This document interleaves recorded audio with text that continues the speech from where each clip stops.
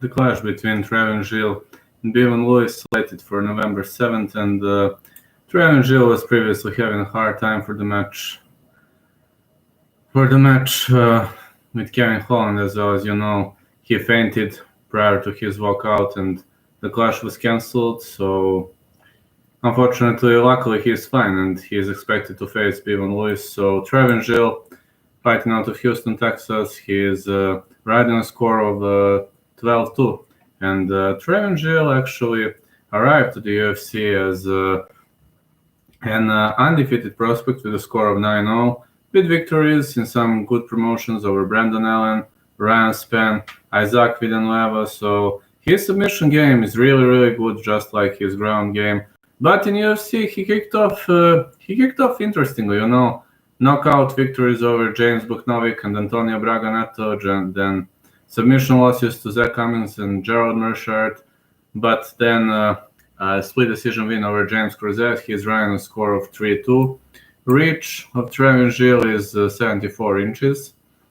And the problem is set to square off against Bevon Lewis. Bevon Lewis, the extraordinary gentleman. 79 inches is Bevon Lewis' reach, so Giles is not going to have a reach advantage, that's for sure.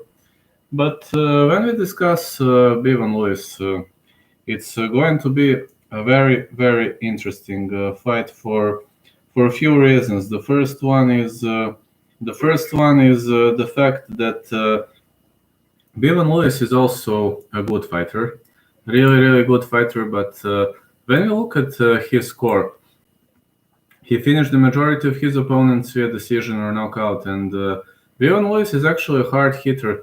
He pretty much early on got his contract after a score of 5-0.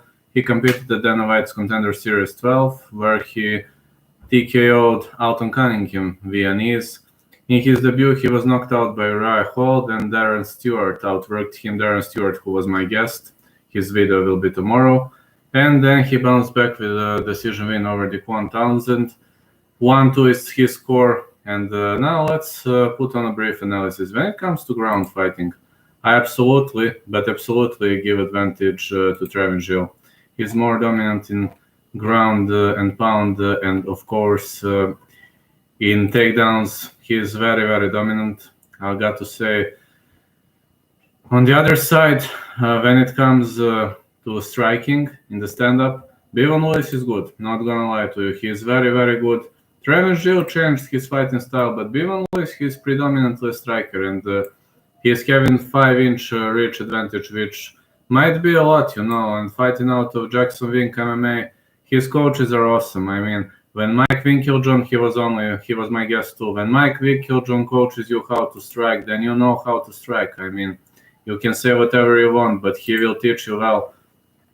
Bevon Lewis is having longer hands, and he should look for the advantage in the stand-up. When it comes to stamina, this is kind of critical because both of these guys were sometimes winning, sometimes losing on stamina. But Bevon Lewis looked to me like a guy with better stamina. The only guy who truly outworked him was Darren Stewart. In other matches, he dominated. Also against Dequan Townsend, he dominated.